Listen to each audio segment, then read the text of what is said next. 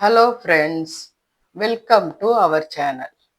இன்னைக்கு நாம கெட்டி தயிர் செய்வது எப்படின்னு பார்ப்போம் வாங்க.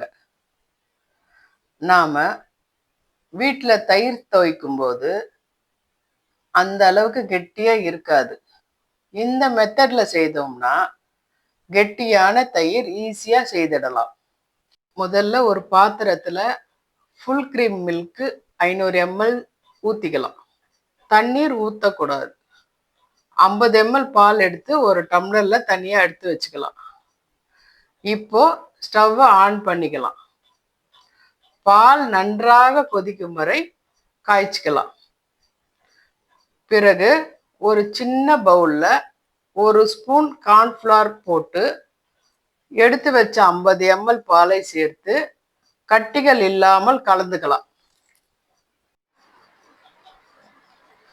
கலந்து வச்ச கார்ன்ஃப்ளவர் பாலை கொதிக்கும் பாலில் சேர்த்து அடிப்பிடிக்காமல் நன்றாக கிளறிக்கொண்டே இருக்கணும். இப்பொழுது பால் கொஞ்சம் திக்காகும். ஸ்டவ்வை ஆஃப் பண்ணிடலாம். மிதமான சூடு வரும் வரை ஆற வச்சுக்கலாம். பாலில் உள்ள ஏடை எல்லாத்தையும் எடுத்துடலாம்.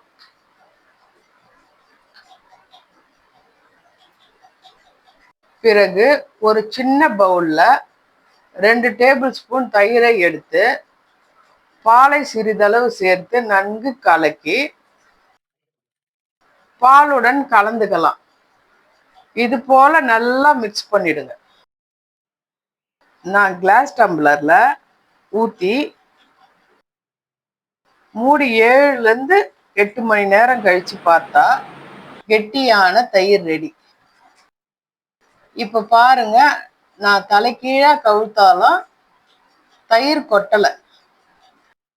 நான் ஸ்பூன்ல எடுத்து காட்டுறேன், எவ்வளவு கெட்டியா இருக்கு பாருங்க ஃப்ரெண்ட்ஸ். நீங்களும் இந்த மெத்தட்ல செய்தீங்கன்னா உங்க வீட்லயும் கெட்டியான தயிர் ரெடி. ப்ளீஸ் குக் வித் அபிஸ் மாம் சேனலுக்கு லைக் பண்ணுங்க, ஷேர் பண்ணுங்க, சப்ஸ்கிரைப் பண்ணுங்க. தேங்க்ஸ் ஃபார் வாட்சிங். Be happy friends.